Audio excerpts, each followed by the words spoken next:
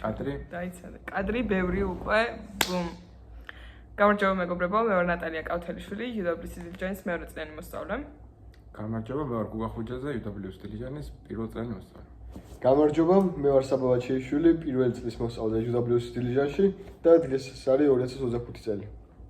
მაინც. მოკლედ, ახლა ამ ვიდეოს ვიღებთ იმიტომ, რომ როდესაც აპლიკაცია პროცესს ვავსებდი მე პირადად, როდესაც ვიწყებდი ესეების გაგზავნას, მაგ დროს აღმოაჩინე, რომ ქართულად ეს ვიდეოები არ აქვს. ძირითადად არის უცხოელების გამოცდილება და სხვადასხვა ქვეყანაში ძირითადად აპლიკაცია პროცესის და რაღაც სხვადასხვა ეტაპების განსხვავებულია ხოლმე, ამიტომაც იყოს ერთი ქართულადაც.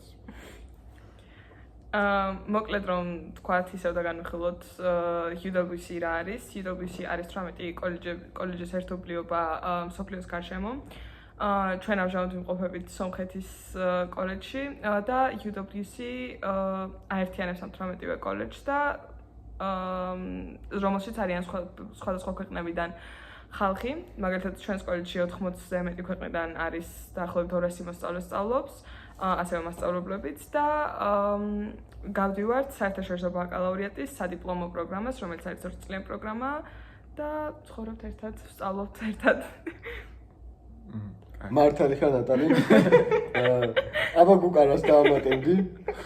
არაფერს, გადავიდეთ აპლიკაცია პროცესზე. გადავიდეთ გუკამ. კარგი. მოკლედ იმისათვის რომ მოხდეთ UWC Diligence-ში გჭირდებათ 4 ეტაპი, პრინციპში 4 ეტაპის გავლა. თუ ეროვნული კომიტეტიდან ავსებთ, რაც ნიშნავს, რომ გჭირდებათ დაფინანსება და ამ დაფინანსების მოპოვება თუ გჭირდებათ შესაბამისად ეროვნული კომიტეტიდან. არის ორი გზა სულ, ერთი არის ENSI და მეორე პროგრამა? Global Selection. Global Selection პროგრამა. Global Selection-ით თუ გადავწყვეტ, მაშინ მთლიანად მოგიწევთ საფასურის გადახდა კოლეჯის, დაფინანსება არ არის და ENSI-ით, ანუ ეროვნული კომიტეტის მიხედვით შეარჩევთ, არის დაფინანსება და მაგაზე მოგვიანებით ვისაუბრებთ. და მთავარი განსხვავება რაც არის დაფინანსების გარდა ის არის, რომ როცა ეროვნული კომიტეტი თავსებ კოლეჯს შენ თვითონ ვერ ირჩევ, ანუ ზოგადად UWC movement-ში ავსებ, ასე რომ ვთქვათ, ამ აპლიკაციას, რომ შევერთე ამ movement-ს და რომ კოლეჯშიც მოგცემი დაფინანსების შესაბამისად იქ მოგიწევს წელს უდასტანხმდი, ხოლო Global Selection პროგრამაზე ძირითადად შენ თვითონ შეგიძლია რომ აირჩიო რამდენიმე კონკრეტული კოლეჯი. კარგი. დავიწყოთ მაშინ, საბა. ჩვენ ყველა ეროვნული კომიტეტის გავაკეთეთ. ეროვნული კომიტეტი. ახლა დავიწყოთ მაშინ აპლიკაციის პროცესზე ლაპარაკი, არის პირველი ეტაპი, როდის გახსნა აპლიკაციები? აგვისტოში. ერთი კვირში მგონი. დაახლოებით. ხო, ნუ თოდახლის წინ. აი სამ ჩამოვიდოდით, რო ჩამოვედით, რამოდენიმე დღის მერე გაიხსნა. თოდახლის წინ გაიხსნა სააპლიკაციო პროცესი და შეგიძლიათ შეავსოთ აპლიკაცია, გააგზავნოთ UWC Georgia-ს საიტზე. და ეს არის პირველი ეტაპი, მოკლედ საკმაოდ ვრცელი აპლიკაცია. ოჯახზე გიწევთ ინფორმაციის შესაძლებლობა საკუთარ თავზე, ასევე წინა წლის სკოლის ნიშნები დაგჭირდებათ. სამედიცინო შეუწყობა შემდეგზეა. კაი. კრიტერიუმები ხო არ გახსოვს? დღემდე. ხო, ნუ მოკლედ ყოველ წელს არის რაღაც ასაკობრივი კრიტერიუმები და იმას უნდა აკმაყოფილებდეთ, მთავარი მოთხოვნილება ეგ არის, ტექნიკური. და საქართველოში ქართული სკოლის მე-11 კლასის მოსწავლე უნდა იყოს, ხო? მე-10 შეიძლება. ხო, მე-11 კლასის მოსწავლე.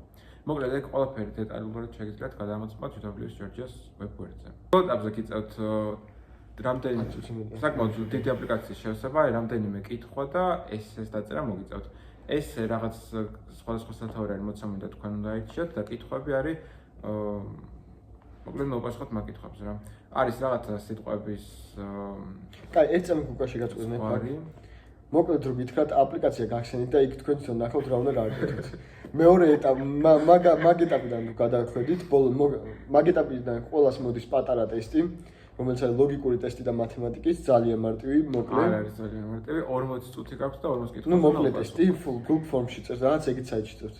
მაგის მერე არის მეორე ეტაპი, აი ამ ყველაფრით თუ გადახვედი მეორე ტურში, მეორე ტური იქნება 15 წუთიანი ინტერვიუ, სადაც მარტო ინდივიდუალური ინტერვიუ კოორდინატორთან, ამ მსგავს ადამიანთან.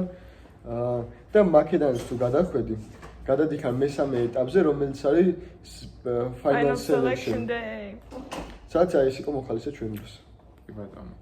და სადაც აკეთებს სხვადასხვა აქტივობებს, ჯგუფურ აქტივობებს ინდივიდუალური ინტერვიუები. ინდივიდუალურ ინტერვიუებს შეგვიძლია მე დეტალური ვიდეო ჩავწეროთ კონკრეტულად ფაინანსებში პროცესში. თუ მოთხოვნა ექნება ბუკა ჩაწერს პირადად. კაი, გადავედით თემაზე. კითხვებზე? რა ვიცი, რამე გაკეთე სათქმელი. დავით წერფე. იმიტომ რომ ჩვენ 1 საათში გვაქვს დოჯბოლი. კაი, ეხლა კითხვებს გადავედით. კი.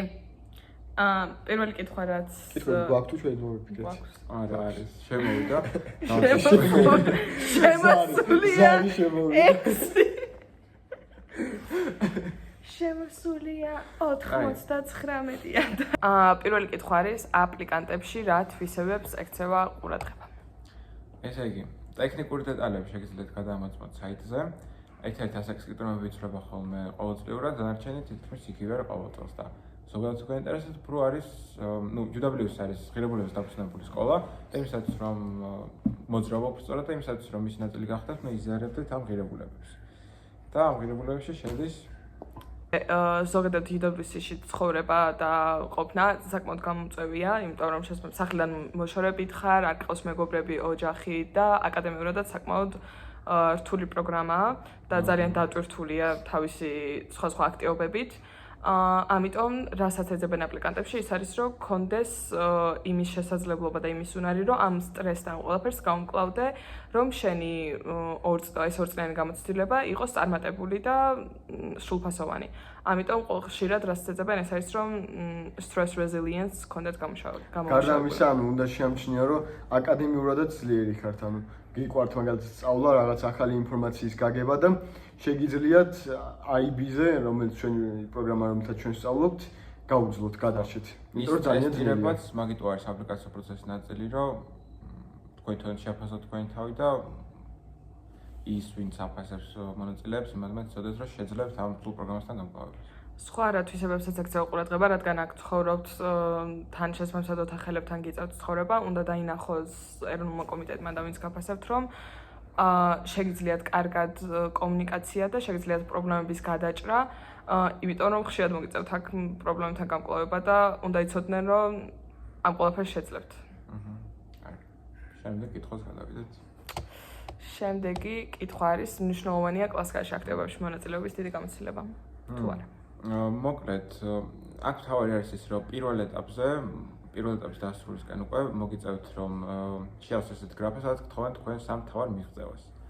და აქ ალბათ კლასიკაში აქტივობების შეიძლება რომ მოიაზროთ. ანუ ეს ზოგადად მოთხოვნა არ არის, მაგრამ კლასიკაში აქტივობები გარდა იმისა, რომ რაღაც გამოცდილებას გაძლევთ, აგრეთვე კარგად აღიქმება აქ მოკლედ და ეროვნულ კომიტეტს კარგად აღიქმება. მაგალითად მიღწევებში მე მქონდა რაღაც სამხედრო ორგანიზაციის შევრონი, წევრობა. არქაიდესები ხარ? არქაიდესი.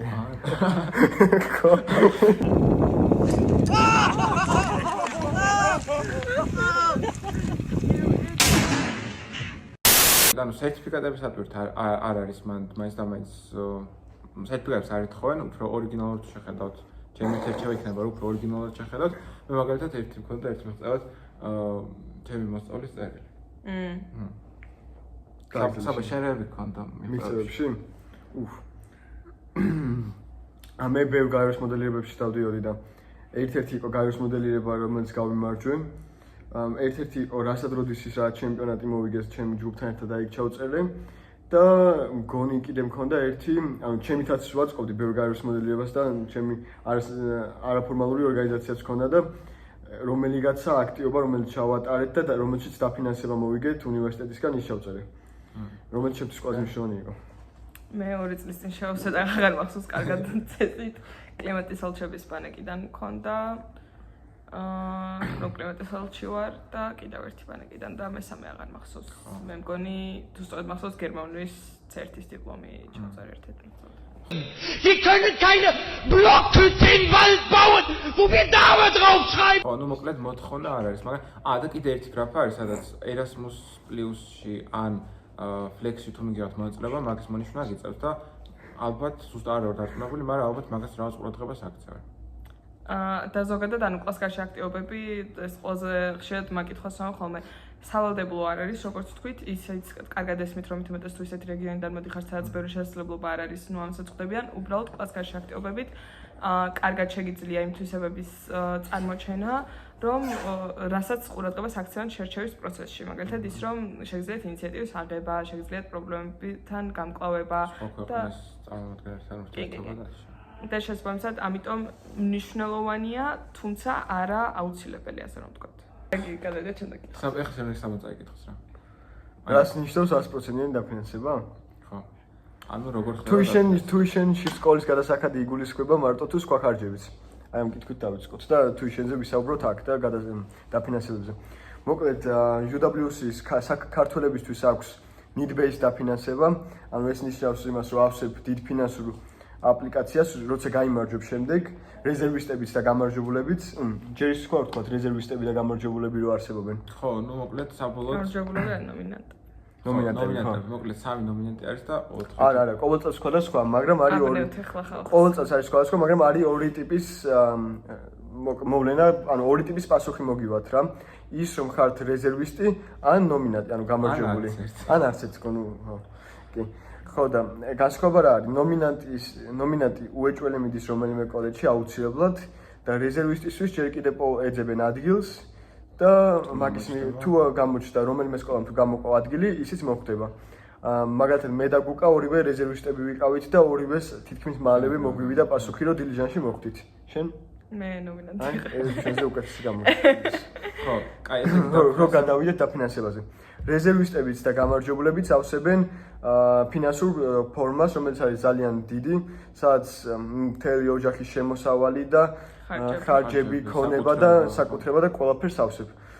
ამის მიხედვით ისინი ანგარიშობენ, რამდენის გადახდა შეუძლია შენს ოჯახს კოლეჯში და ამის მიხედვით გაძლევენ დაფინანსებას. და ხშირად ის იმას აქცევენ ხოლმე ყურადღებას, ნუ აპლიკანტები, რომ ეს კოლეჯი უფრო ძვირია და ამას მნიშვნელობა არ აქვს, იმიტომ რომ როცა ეროვნული კომიტეტიდან ავსებ, რასაც გადაწყვეტენ, რომ შენ ამის გადახდა შეგიძლია, ყველა კოლეჯში ამ საფასურის გადახდა მოგიწევს. ხო, ოღონდ ნუ ყველა კოლეჯში სხვადასხვა საფასური აქვს, როგორც ვთქვი 16 კოლეჯი არის UWC-ის 18 ხო. და ყველა სხვა, მაგალითად დილიჟანის საფასური 88,000. დაფინანსებას როდესაც გაძლევენ ამ დაფინანსებაში იგულისხმება მარტო კოლეჯის საფასური. ნუ კოლეჯის საფასური თავისთავად მოიცავს კვებას, საცხოვრებელს, ხო, ნუ კოლეჯის საფასური, სწავლის საფასური, სწავლის საფასური. ის რა ქვია, ფრენები მაგალითად, ტრანსპორტირების ხარჯები და რაღაცა ვიზა თუ გჭირდებათ ვიზა. რაღაცა დეტალები არ იფარება. მაგრამ ჩვენ სამივენი სომხეთში ხარ მოხდით ნაკლებად დაგჭირდა ეგეთ რაღაცა, მაგ ხარჯები ნაკლებად ქონდა, მაგრამ აი მაგალითად ჩვენ წლიანი ჰონკონგში მოხდა რეზერვისტი თუ არის გამარჯვებული. და იმას ფრენის ხარჯებს გადახდაც მოუწია. რა მინდორს, full ride თუ გაქვს შეიძლება მგონი ფრენებსაც კი ფინანსებენ მგონი. full ride თუ გაქვს, ანუ 100%. არა, 100%, ანუ არის განსხვავებული ტიპის დაფინანსება, როგორც ვთქვით, არის partial, ანუ რაც ნიშნავს, რომ რაღაც ნაწილს ითვალისწინებენ, up to full, რაც ნიშნავს, რომ თითქმის მთლიანად გიფინანსებენ. 100%-იან დაფინანსებაში იგულისხმება ის, რომ აქ ცხოვრების, წიგნების, სწავლის, დიპლომის, გამოცდებზე გასვლის ფული, ანუ თვითონ კოლეჯი იხდის. 100%-იან დაფინანსება შეიძლება გქონდეთ, რაც ნიშნავს, რომ ამ ყველაფერს არ იხდით, ანუ კოლეჯს არ უხდით, თუმცა ეს ფრენები რაც არის ვიზა, ჯიბის ფული ასე შემდეგ, ეგ უკვე ყველაფერი თქვენი დასაფარია. ხო, ჯიბის ფულის დაგჭირდებათ, აქ ნუ ბევრი არა, მაგრამ სახარჯები. და არის ასევე მთლიანი ყველაფერს რო ფარავს სკოლარშიპი, სადაც ფრენებსაც ითვალისწინებენ და ასე შემდეგაც, თუმცა არც ერთს არ გვაქვს და საქართველოსთან ბოლო წლებში. მსგავსი დაფინანსება მე არ მახსოვს პირადად. კარგი, შემდეგ კითხვას გადავიდეთ მაშინ. ჯერჯერობით ყველაზე თვითი გამოცდილება რა გქონდათ და ამას ლაპარაკს დაიწყოს დატალი. არა. მე და საბა რადგან ახალი ჩამოსვლები ვართ, ჯერჯერობით რაღაც მნიშვნელოვანი არ მოხდა. ხო, მაგრამ აპლიკაციის შევსებიდან ან რამე მაყურებელში გქონდათ რამე ცუდი პრობლემა ან რამე ისე. ნუ ზოგადად სახდარ მომდიხარ სასწავლად თან ისეთ რთულ პროგრამაში და ამდენ უცხო ადამიანთან ერთად ეგ არის ალბათ ვარშავთო ჯერჯერობით. ნუ სხვა რაღაც გამოცდები. ნატალი, შენ რა გქონდა ყველაზე გამოცდილება ჯერჯერობით? ყველაზე მძიმედ რა გადაიტანე? ყველაზე მძიმედ ну, ჩემთვის რაც ყოველბათ ხო ეყაროს ის შორე. რეალურად შორს არ არის 4-ს და მაგრამ მაინც ცოტა არ მეგონა ის თუ გამჭირდებოდა, მაგრამ გამჭირდა, თუმცა აქვს UWC-ის ну, ყოველ შემთხვევაში diligence-ის support სისტემები, რაც ძალიან გეხმარება რომ ყველაფერი გადალახო. მაგალითად, ყავს well-being counselor, ასევე სახლებში ვართ განაწილებული და სახლის მშობელი, აკადემიური მენტორიც და peer listeners მოსწავლეები. ხო, სხვაებიც, ну, ყველა მოსწავლე. მეგობრები, აქ ვისაც გაიჩეთ, ოთახელები. Shout out to my roommates. I love you guys. თანამემამულეები. მე საწყარ თანამემამულე არ მყავდა, მაგრამ მეორე წლიანები. ხო, ჩემი ერთადერთი ქართველი ვარ ჩემს წელში, ამიტომ ცოტა ეგეც გამიჭირდა. თუმცა, როგორც ვთქვი, არის ის სუპერ სისტემები და მით უმეტეს ასე ახლოს რო ვიყავი სახლთან, ეგ იყო რომ პროექტის კვირა რამდენიმე დღიანი დასვენება თუ გქონდა ხოლმე, ყოველ 2 თვეში ერთხელ რეალურად მიწევდა სახლში წასვლა და ეგეც ეკონდა მეხმარა. ხო, ну, ჩვენთვის რადგან diligence-ში მოხდეს ნაკლებად სადარდებელი არის. მაგრამ ну, სააპლიკაციო პროცესი რაც შეეხება, საკმაოდ სტრესული არის. დიდი დრო დაგჭირდებათ, პლუს პასუხის მოლოდინიც მე პირადად ძალიან სტრესავდა. მე ძალიან ვისიამოვნე. ხო, ну, არა, სასიამოვნო, მაგრამ მაინც რაღაც ერთულები ახლავს თან. საბაშენ ჯომე, ცუდი გამოცდილება. ჯერ ერთი კვირა აქვს, მაგრამ ყველაფერი მშვენიერია, მასწავლებლები მაგრები არიან. სააპლიკაციო, ძალიან კარგი საჭმელია. ძალიან. ხო, diligence არის აი ამ 18 კოლეჯს შორის ერთ-ერთი ყველაზე კარგი საცხოვრებელი არის და საკვების და მაგალითად residential life-ი ყველაზე ახალია მგონი და მაგიდან. კი, ერთ-ერთი ყველაზე ახალი. ხო, 2014 წელს დაფუძნდა. თავიდან რომ ავსებდე, რას იზავდი განსხვავებულად. და მოდი ხარ ჩავდივით სააპლიკაციო პროცესზე ყველა. მე პირადად ორჯერ შევავსე აპლიკაცია. პირველ წელს final selection day-ზე მოხვდი და მე დამარეჯექტეს და მეორედ უკვე ხედავთ აქ რომ თავიდან თუ მე პირადად იმას გიჩვენებთ რომ ერთ წელს თუ ვერ გაიმარჯვეთ და თუ არ მოგეცათ შემდეგ წელს გადით აუცილებლად რაც უნდა მოხდეს და გირჩევთ რომ მოითხოვოთ ფიდბექი. იმიტომ რომ თუ წარუმატებელი აღმოჩნდა თქვენი პირველი ასე რომ ვთქვათ აპლიკაციის შესაძლებლობა, შეგიძლიათ ეროვნულ კომიტეტს თხოვოთ რომ მოგცეთ ფიდბექი რა გაუმჯობესოთ. და მე პირველ წელს რომ ანუ ორყობით პასუხი მომივიდა, მოვითხოვე ფიდბექი და მომწერეს რა პრობლემები მქონდა, ასე რომ ვთქვათ. პრობლემები რაზე უნდა მემუშავო და შემდეგ აპლიკაციაში ყველანაირად ვეცადე რომ ეს წარმოვიჩინე რომ ამ რაღაცებზე ვიმუშავე და ამით უფრო განვითარდი, რაც შემეძლოს ერთ-ერთი ყველაზე კარგი რაღაც ნაწილი იყო ჩემი აპლიკაციის ყველაზე ანუ ჩანს რომ კი, UWC მაქრო ძალიან კარგი ეს ხო კონკურსი არის რაღაც ხრი რომ გაფასებენ ინდივიდუალურად და შენ რაღაცა self evaluation-ს კარგი არის რა. Self reflection. დავამატებ იმას, რომ მეც პირველ წელს დამარეჯექტეს და მეორე წელს მოხვდი. კიდე მე პირველ წელს მოხვდი.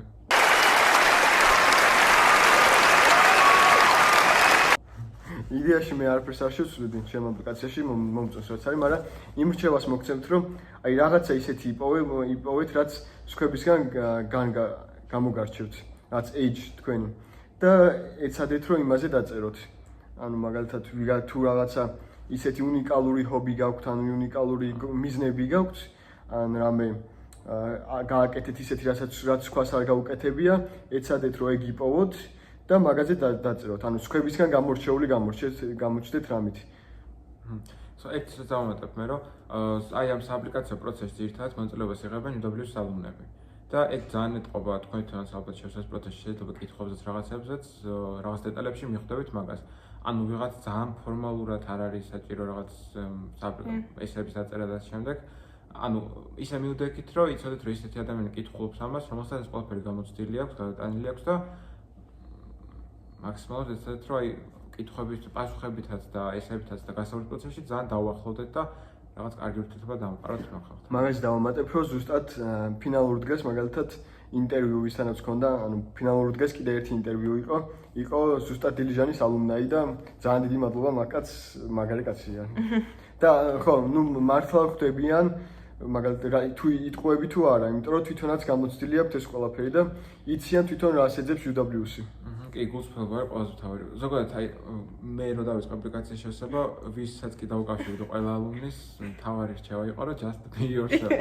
ხო და ეხა ხვდები დაახლოებით რას გულისხმობდნენ რა. სისულელია ძალიან რაღაცა მოიტყო აპლიკაციის პროცესში, იმიტომ რომ საკმაოდ დატვირთული ის არის selection პროგრამა და რაღაც მომენტში აუცილებლად მიხვდებიან რომ რაღაც იტყობი და თან ისედაც არაფერში და არ დაგეხმარებათ რა. თქვენი პიროვნება აინტერესებს. პლუს თუ რაღაც ძალიან საფუძვლად მოიტყუებთ რაღაცას, თქვენ თვითონ ვერ გადარჩევთ მერე სკოლაში, იმიტომ რომ ძალიან რთულია რა. ისეთი ადამიანი თუ არა ხართ, რომელიც შეძლებს ამ კრიტერიუმებს დაკმაყოფილებას, ძალიან რთული არის საკმაყოფნა და რაღაცა, არ ვიცი, აი უცხოური ვიდეოებს თუ გადაგიხავთ, ბევრი ადამიანის ვიდეოს ნახავთ, რომელმაც დატოვა უბრალოდ ეს კოლეჯი, იმიტომ რომ მორალურად ფსიქოლოგიურად ძალიან ძნელი არის რა. ფიზიკურად. აი, ძალიან სულ შეგიხსნა. ხო, არ შეაშინა. მაგრამ ნუ კარგად დაფიქრდეთ, სანამ გადავწყვეთ მაგრამ ჩვენ სამივე ძალიან ბედნიერები ვართ, არც ერთი არ ფიქრობთ დატოვებაზე აქავრობის. რაც უნდა მეთქვა ის არის, რომ გახსოვდეთ, რომ იციან რომ იდეალური არავინ არ არის და ნუ ეცდებით, რომ იდეალურად წარმოაჩინოთ თქვენი თავი და პირიქით იმას თუ დაინახავენ, რომ თქვენ აღიარებთ საკუთარ თავში რაღაც უარყოფით თუ ხედავთ და მაგას აღიარებთ, ეგ უფრო მნიშვნელოვანია. მაგრამ იმას ნუ იტყვით, რომ რაღაცა ამას სულ ვაკეთებ და ვსო დაანახეთ ყველანაირად, რომ ამაზე მუშაობას აპირებთ და როგორ აპირებთ. და ეგანის კითხვებზე დავამატებ, რომ რაღაც სიტყვების შეზღუდვა არის, ან რაღაც რაოდენობის სიტყვებით მოვპასუხოთ რაღაც კითხვებს. და სადაც არ არის შეზღუდვა, ეცადეთ რომ მაქსიმალურად გამოიყენოთ ხოლმე. ზოგადად აი პირველ ეტაპში ყველაზე მნიშვნელოვანი, იმიტომ რომ მაქსიმალურად უნდა ჩატიოთ თქვენ შესახებ ინფორმაცია და მაქსიმალურად უნდა მიეწოდოთ ესეთ ინფორმაცია, რაც გინდათ რომ დაინახონ შემფასებლებმა. და სადაც არ არის ხოლმე შეზღუდვა, მაგრამ ერთი კითხვა მახსოვს იყო, რომ სადაც საერთოდ იყო სიტყვების ზღვარი და ძალიან დიდი რაღაც დავწერე მანდ. მე არა. ნუ ეს ვერ მახსოვს. ნუ არც მახსოვს და არც დიდი რამე დამწერია და დიდი ესე რაც არის, იმასაც მიაქციეთ ყურადღება. ეგეც ძალიან მნიშვნელოვანი არის. მან ჩანს თქვენი ზოგადად ღირებულებები.